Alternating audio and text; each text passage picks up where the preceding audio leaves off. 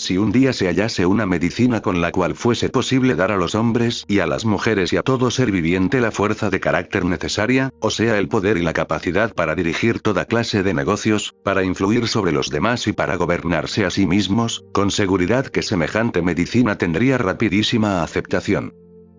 Sin embargo, cada uno de nosotros puede, manteniéndonos en ciertas y determinadas condiciones mentales, adquirir continua y seguidamente esta necesaria fuerza de carácter, con la circunstancia de que la fuerza que una vez hemos adquirido por medio de las condiciones mentales aludidas, ya no la hemos de perder jamás. La primera de estas condiciones es la de mantener la propia mentalidad en el constante deseo de adquirir dicha fuerza. El deseo de obtener algo o de adquirir una determinada cualidad mental es un verdadero poder, siempre en acción, para convertir en realidad aquello que deseamos, lo mismo si es para bien que para mal. La fuerza es una substancia tan real, aunque invisible, como son reales todas las cosas que vemos. La fuerza que una vez hemos adquirido nos sirve para atraer hacia nosotros nuevas fuerzas y nuevos poderes, en virtud de la ley según la cual toda clase de elementos visibles e invisibles atraen a sus semejantes. Los más pequeños fragmentos de mercurio se reúnen y forman una sola masa. Los árboles de una misma especie crecen mejor si viven reunidos formando un bosque. Las ovejas se reúnen en rebaño con las ovejas, no con los bueyes ni otros animales. Los vagabundos se unen siempre con los vagabundos, porque el espíritu humano débil y lleno de desaliento se dirige naturalmente hacia otro espíritu humano lleno también de desesperanza y de debilidad, del mismo modo que los hombres fuertes, emprendedores y de enérgica voluntad se unen, se asocian y trabajan de acuerdo con otros hombres que tienen las mismas dotes. ¿Qué es la fuerza? Si hemos formado un propósito o hemos proyectado un negocio cualquiera, y para llevarlo adelante lo hemos comunicado a personas que demuestran por ello indiferencia y aún hostilidad, y en tal situación podemos, sin embargo, mantener fuerte el espíritu, lleno de confianza y de entusiasmo, por el negocio proyectado, es dable entonces afirmar que poseemos la fuerza. Si a los primeros ataques que se nos dirigiesen nos sentimos ya desalentados y descorazonados, es que carecemos de la fuerza. El vendedor de baratijas o pequeño comerciante que va de puerta en puerta, que persiste en ofrecer a todo el mundo sus artículos, a despecho de toda clase de regaños y de puertas que se cierran violentamente ante él, y sabe mantenerse a pesar de todo en un estado de ánimo alegre y animado, demuestra tener fuerza. La fuerza de Quirós. Field fue la que finalmente convirtió en un éxito grandioso la empresa de tender un cable a través del Atlántico, a pesar de los más repetidos fracasos, a pesar de las frecuentes roturas y graves percances que se sufrieron, y a pesar de las invectivas y despropósitos que en su desesperanza y su despecho le dirigieron sus propios colaboradores.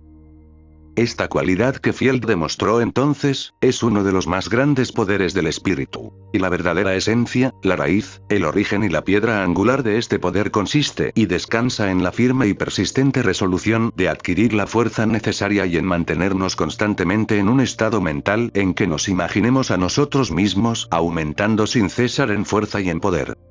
Cuando mantenemos en nosotros aquella firme resolución y ese estado mental, no solo nos atraemos las fuerzas de que hablo, las cuales ya no perderemos jamás, sino que también proyectamos al exterior, noche y día, una corriente de fuerza o substancia mental que impulsa nuestros planes o propósitos y lleva adelante nuestros intentos, accionando sobre otras mentalidades, estén cerca o lejos, y despertando en ellas ideas favorables a nuestros propósitos, de manera que si llegamos a reunirnos físicamente con alguna de estas personas, que han de ayudarnos o colaborar en nuestra obra, nos dirá, después que le hayamos expuesto nuestros planes: esto es precisamente lo que necesito, o bien, he aquí también lo mismo que yo pensaba acerca de eso.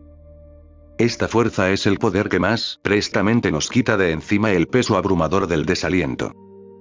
Esta fuerza es el poder que, después de una noche de tristeza y aún quizá de desesperación, se adueña de nosotros por la mañana, nos renueva la esperanza y la confianza en nosotros mismos, nos ofrece nuevos planes y nuevas ideas, y nos hace descubrir nuevas oportunidades de éxito. Esta fuerza es la cualidad o elemento mental que nos hace descubrir y pone a la vista toda clase de equivocaciones o de errores, encarrilándonos otra vez en el buen camino, si acaso lo hemos inadvertidamente dejado. Esta fuerza es la que nos lleva siempre de cara al éxito y nos aparta de toda quiebra o ruina. Siempre hallaremos este elemento en todo triunfo de un hombre de negocios. Esta fuerza es uno de los poderes espirituales, y lo mismo puede usar de ella un hombre malo que un hombre bueno. Servirá igual al buen samaritano en la curación de toda clase de heridas y en el consuelo de los desvalidos, como al fariseo para hacer sus largas plegarias. Puede hacer uso de este poder lo mismo aquel que se entretiene con insanas habladurías en desgarrar el carácter mental del prójimo, atrayéndose de este modo corrientes de elementos perjudiciales, que por aquel otro, buen amigo de sus amigos, que no aspira sino a hacer el bien a los demás. Y podemos ir adquiriendo y fortaleciendo en nosotros esta cualidad con solo desearla ardientemente, o pedirla, estando solos y retirados. Pero podemos adquirirla todavía más fácilmente si la deseamos o pedimos en compañía de personas que tienen alguna fe en la verdad de la ley, porque cuantas más sean y más fuertes las mentalidades que se junten para pedir esta fuerza, mayor será la parte que cada una de ellas reciba, debido a esta cooperación en la demanda. El que tenga este libro en la mano lea otra vez las palabras que anteceden, pues conviene al poder del escritor hacer que llegue una verdad tan adentro como sea posible, cosa de tanta importancia como lo es en la vida cotidiana el sustento o alimentación habitual. Esta fuerza es el elemento mental que nos aparta de todo miedo, y es la que nos da en todos los actos de la vida el necesario tacto y habilidad. A medida que aumente en nosotros esta fuerza, podemos levantarnos y afirmarnos delante de aquellos mismos que en otro tiempo nos despreciaron o nos humillaron, y aún crecer mucho por encima de ellos merced a nuestra propia voluntad enérgicamente ejercida. Este es el poder constantemente empleado contra aquellos que con gran trabajo logran abrirse paso en el mundo. No importa que nos portemos amable y benévolamente con los demás, si carecemos de fuerza, si no tenemos la habilidad de hacernos valer, de hacernos justicia, si se ofuscan nuestros sentidos, aunque sea temporalmente, al dirigirnos a alguien un desprecio o al reñirnos, ni tendremos ningún éxito en el mundo, ni siquiera obtendremos aquello a que tenemos perfecto derecho. Esta fuerza es la cualidad o elemento mental que, en el caso de recibir algún golpe moral muy doloroso o de sufrir alguna desgracia o ruina no esperadas, nos mantiene firmes o nos reanima y levanta rápidamente para poder, olvidando cualquier turbación y perdiendo de vista lo pasado, dedicar todas nuestras energías a proseguir adelante.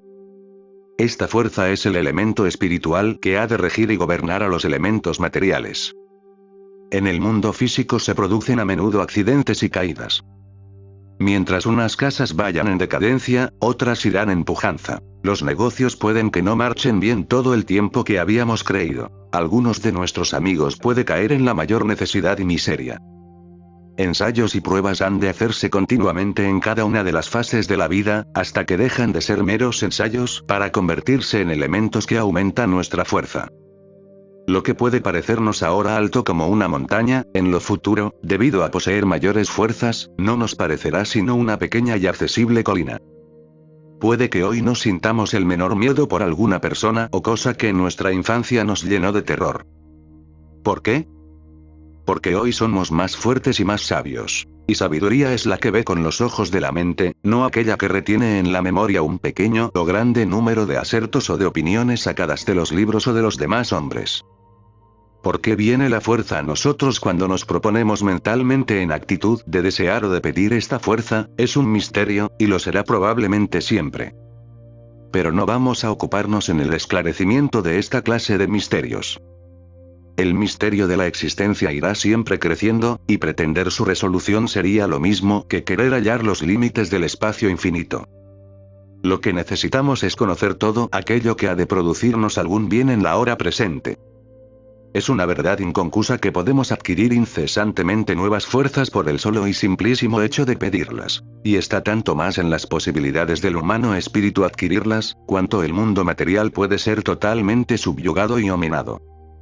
El infortunio absoluto es, pues, un imposible. Y en el caso de que se produzca alguna vez, tenemos siempre el poder de rehacer nuestra fortuna.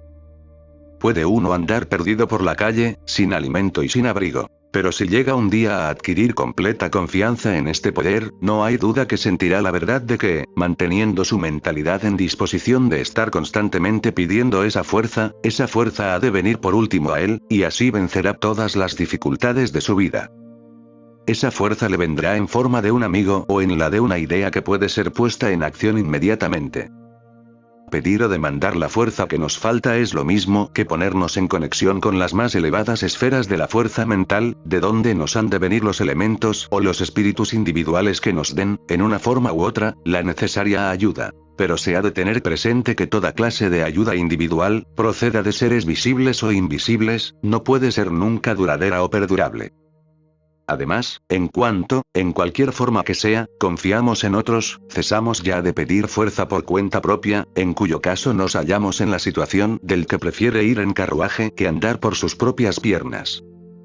Cada uno de nosotros necesita ganarse la casa en que ha de vivir, el carruaje en que ha de pasear, el traje con que ha de vestirse, la comida con que ha de alimentarse. Roguemos y pidamos constantemente la necesaria fuerza, y si nos aplicamos a ello con pleno conocimiento, no hay duda que lo merecemos todo. Y cuando, por medio de la plegaria incesante, hemos adquirido ya la fuerza necesaria, entonces pidamos la sabiduría para dirigirla bien, pues la podemos dirigir de manera que nos perjudique o nos beneficie mucho. Podemos malgastar nuestra fuerza empleándola en la satisfacción de un simple capricho o de una necesidad imaginaria. Hay quien anda desalado un día entero tras de comprar algo que en realidad no necesitaba, como hay quien se pasa 2 horas regateando un artículo que vale 10 centavos, y al hacer esto malgasta una cantidad de fuerza que podría hacerle ganar $10. No basta ser sencillamente industrioso, porque no es ningún provecho emplear fuerzas de gran valor en el fregado de las cacerolas de cobre o en contar los hilos de una alfombra. Lo verdaderamente importante es conocer cuándo y en qué hemos de emplear nuestra industria o nuestra fuerza para que nos dé siempre los mejores resultados. Durante una media hora que permanezcamos abatidos, o impacientes, o frenéticos, o indecisos, hemos gastado con seguridad la misma fuerza y los mismos elementos que, dirigidos por otros caminos, habrían dado impulso a nuestros negocios o nos habrían favorecido en una forma u otra. La reflexión que nos hemos de hacer todas las mañanas es la siguiente: estoy en posesión de una determinada cantidad de fuerza para hoy. ¿De qué modo la podré emplear para obtener los mejores resultados y la más segura felicidad durante el día? Al levantarnos por la mañana, si nos sentimos faltos de fuerza para llevar adelante nuestros asuntos o hemos de experimentar timidez y encogimiento delante de otras personas, entonces pensemos simplemente en el elemento fuerza. Procuremos mantener la palabra y la idea en la mente todo el tiempo que nos sea posible, sosteniendo de este modo nuestra mentalidad en la dirección de la fuerza, pues ya sabemos que aquello en que pensamos es lo que siempre atraemos hacia nosotros. El hecho de mantener nuestra mentalidad en una dirección determinada constituye en el reino de la naturaleza una verdadera fuerza, como es una fuerza la corriente de aire o la electricidad. Los elementos mentales que proyectamos en forma de corriente invisible son fuerzas que actúan sobre otras mentes, y es tan real su acción, aunque invisible, como la acción de nuestro brazo para abrir una puerta.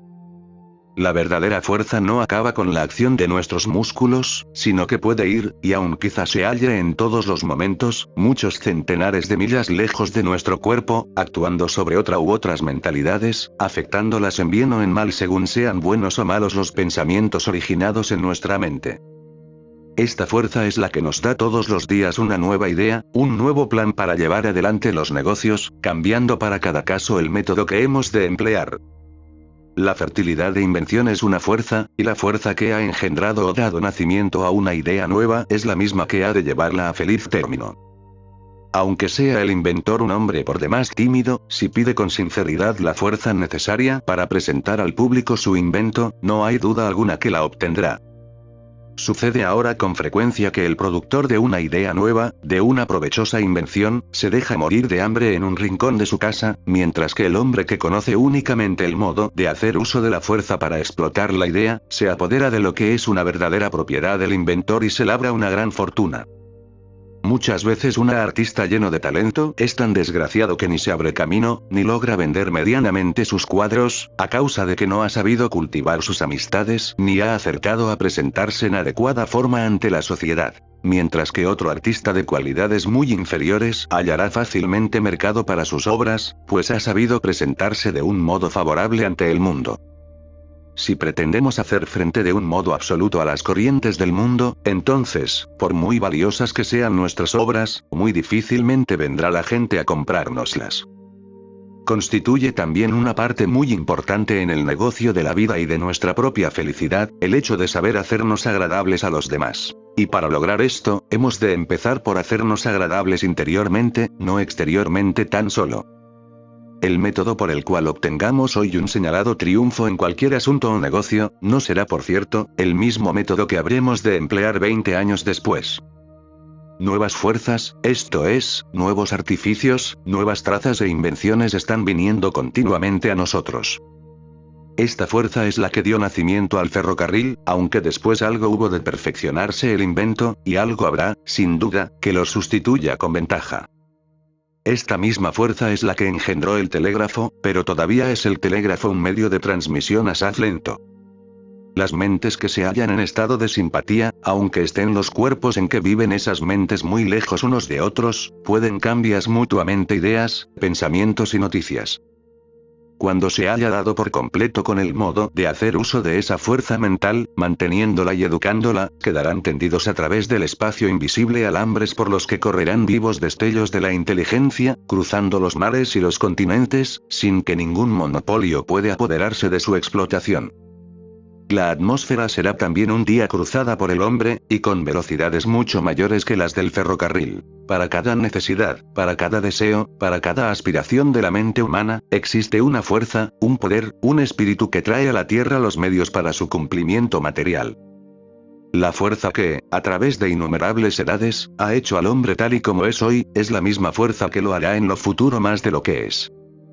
El monopolio de los ferrocarriles, que hoy son propiedad del Estado y regidos por reglamentos especiales. El monopolio de las líneas telegráficas, y todo otro monopolio que se ejerza sobre cosas semejantes, serán con el tiempo destruidos y sustituidos ventajosamente, no por la fuerza destructora de la violencia, sino por la fuerte, la pacífica, la constructora fuerza de invenciones nuevas, las cuales hallarán en cosas que hoy son despreciadas y tenidas por de poca importancia, nuevos poderes naturales y nuevos poderes humanos, que cada uno de nosotros podrá emplear libremente. Tales maravillas se obrarán entonces como jamás se hayan visto otras semejantes. Uno de los modos de adquirir nuevas fuerzas consiste en tratar de nuestros negocios, de nuestros planes o de nuestras intenciones con quienes nos liguen estrechos lazos de simpatía. El éxito en el mundo de los negocios está regido constantemente por esta ley. Los grandes sindicatos y las poderosas corporaciones industriales han podido ser formados por sus creadores gracias a la comunión de mentalidades y haber tratado el asunto largamente y en común. Y a medida que hablan, despiertan el uno en el otro y mutuamente se sugieren nuevas ideas y nuevos métodos de acción. La primera o primordial idea puede parecer que ha venido de un hombre o de una mujer determinada. Pero con seguridad que muchas veces no se le hubiera ocurrido la tal idea, de no ser por la previa combinación de pensamientos y de ideas exteriorizados por las distintas mentalidades que han tratado juntas la cuestión. Todos esos elementos mentales forman una combinación, y de esta combinación brota el pensamiento o la idea que en el momento más impensado se expresará por alguna de las personas del grupo, tal vez por la que habla en último término, después de las demás. La fuerza de mayor intensidad y las ideas más claras serán desarrolladas precisamente allí donde sea la mujer uno de los factores más importantes en la agrupación humana. Si dos personas combinan armónicamente su fuerza muscular para levantar un gran peso, lo harán con más facilidad que si lo intenta solo una de ellas. Si son 4 las personas que combinan sus fuerzas, lo levantarán más fácilmente aún que 2. La misma ley y los mismos resultados aplícanse a la fuerza mental. Cada uno de nosotros, consciente o inconscientemente, proyecta cada día y cada hora fuera de sí mismo una cierta cantidad de fuerza mental. Esos elementos invisibles a los que damos el nombre de ideas o pensamientos, los cuales afectan favorable o desfavorablemente a las personas en quienes pensamos. Esta es la misma fuerza de que nos servimos para levantar una caja o para llevar de una parte a otra un objeto cualquiera, con la única diferencia de que ha de ser diversamente aplicada. Quien va a emprender un negocio o empresa importante, y puede juntar o reunir varias veces, de un modo regular, 2, 4, 6 o más personas que sinceramente, hayan de desear su triunfo y les expone su plan y habla del asunto con ellas, siempre en forma llena de simpatía y de benevolencia, se habrá conquistado para cooperar en su obra una gran fuerza mental que contribuirá a su triunfo definitivo muchísimo más que otra causa cualquiera. Lo primero que hemos de hacer, pues, es buscar las personas que puedan sentir simpatía por nuestros propósitos o intentos, de ese modo vendrán a nosotros las personas o iremos nosotros hacia las personas que han de ayudarnos en la empresa, que son aquellas de quienes necesitamos o que necesitan ellas de nosotros. Si hemos hecho un nuevo descubrimiento, si poseemos una verdad nueva, si somos dueños de un progreso industrial cualquiera o algo que signifique adelanto o aumente la comodidad de la vida social y privada, por medio del poder de la petición o plegaria hecha en común por varias personas a la vez, seremos más prestamente puestos en contacto con la persona que ha de ayudarnos, la persona de la cual necesitamos y que a su vez necesita ella de nosotros. Cooperar en un mal deseo es cooperar en una maldición, porque hay un poder maléfico en toda malquerencia. Toda malquerencia es una maldición, una plegaria para hacer mal. Rogar no es más que proyectar fuera de nosotros un pensamiento con un fin o propósito determinado. Una maldición o una malquerencia es, pues, una fuerza maléfica, la cual obra en virtud de una ley que es sin misericordia en su acción. Si 3 o 4 personas empiezan a murmurar malévolamente de otra persona que está ausente y hablan con burla del carácter y de los actos de esa persona, lanzan a través de la atmósfera una verdadera corriente de fuerza o de elementos mentales que perjudican horrorosamente a aquella persona de quien hablan, pues la persona a quien con tanta desconsideración tratan sentirá, de una manera u otra, los efectos de la fuerza así generada, experimentando de pronto un desaliento o una angustia, o una irritación que no sabrá cómo explicarse. Esos estados mentales acaban por dañar gravemente al cuerpo, a menos que la persona que tan malamente se ve tratada no lance día y noche contra todos sus enemigos la corriente mental de su benevolencia y de su perdón. Su bondad es el poder más fuerte y logrará siempre desviar la corriente de la malevolencia que se dirija contra ella. Esta es la razón por la cual tanto nos encargó Cristo que amásemos a nuestros enemigos. La corriente mental de la bondad es el más fuerte de los poderes espirituales. Todos deseamos adquirir mayor poder, y lo perdemos cuando dirigimos contra otra persona cualquier clase de perversos pensamientos. No es sino la idea de la paz y de la no combatividad que informa el cuaquerismo la que ha hecho y hace progresar tanto esa doctrina. Las ideas pacíficas son un poder constructor, las ideas de guerra y de maldad son siempre poderes destructores. Cristo nunca quiso recurrir a la violencia ni a las armas, pues sabía que existe en los elementos una fuerza mucho más poderosa por conquistar y que esta fuerza sería generada y empleada más tarde por la mente del hombre.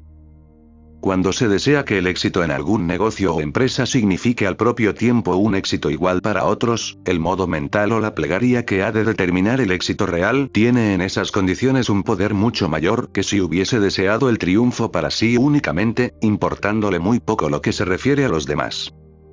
Un éxito verdadero en la vida significa, junto con los medios que nos permitan cubrir todas las necesidades y todos los gustos, la salud y la capacidad para gozar de lo que el dinero sabiamente gastado nos puede proporcionar. Por el más sabio de los egoísmos, hemos de desear y de esperar cordial y sinceramente que todas aquellas personas que nos rodeen o estén asociadas con nosotros gocen de una fortuna y de una felicidad iguales a las nuestras. No hemos de querer jamás que nuestros amigos permanezcan pobres mientras nosotros hemos adquirido grandes riquezas, ni hemos de permitir tampoco que nuestros amigos se vean obligados a cobijarse en una barraca mientras habitamos nosotros en un palacio, ni hemos finalmente de dejar que nuestros amigos se presenten ante el mundo llenos de harapos mientras vamos elegantemente vestidos. Menos aún hemos de consentir jamás que nuestros amigos dependan de nosotros, que necesiten de nuestra generosidad para vivir, hemos de desear, por el contrario, que sean iguales a nosotros, en todo iguales y que puedan, al par de nosotros, mantenerse a sí mismos, sin ayuda ajena. Todos somos, en cuanto miembros de la sociedad de un cuerpo único. Si uno solo de los miembros de este cuerpo único está enfermo moralmente o físicamente, todos los demás miembros en alguna manera habrán de padecer por ello. Cuanto mayor sea la salud mental y física, o más grande sea también la relativa perfección que nos rodee y esté en torno de nosotros, tanto más sanos estaremos y más perfectos seremos. Existe una cierta fascinación en contemplar el trabajo de una poderosa máquina de vapor, viendo cómo algunas toneladas de hierro y de acero, que un centenar de hombres podrían muy difícilmente levantar, se mueven con gran facilidad y rapidez pasmosa, como la hay también en la contemplación de la incesante caída de las aguas de una catarata. Y esta fascinación se explica porque en la humana naturaleza existe el amor a la fuerza. Nuestro espíritu, ante la contemplación de tales espectáculos, se pone en más estrecha relación con los elementos de fuerza, y atrae así mayor cantidad de esos elementos y los retiene por toda la eternidad. Además, esta fascinación y admiración que nos causa la contemplación de la fuerza constituye al mismo tiempo nuestra propia plegaria y nuestro deseo de adquirir la fuerza, deseo que es inmediatamente satisfecho. Es también altamente provechoso estarse una hora contemplando el incesante vaivén de las olas del mar que estallan contra las rocas de la costa.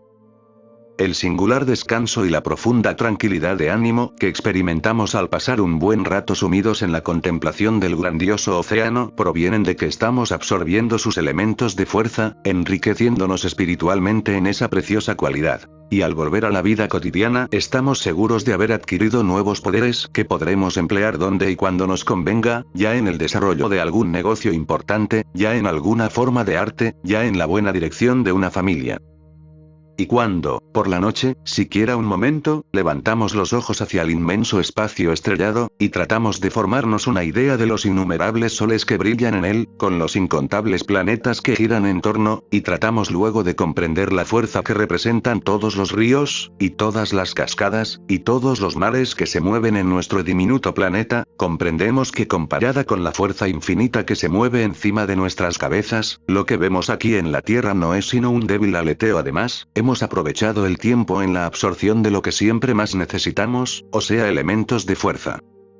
Esta es una de las más apropiadas maneras para adquirir la fuerza necesaria. Porque así llega a su mayor intensidad nuestro deseo de la fuerza. Porque toda intensa admiración es una adoración verdadera, y toda adoración verdadera es una ardiente plegaria por la adquisición de la cualidad o cualidades que posee y son características en aquello que adoramos.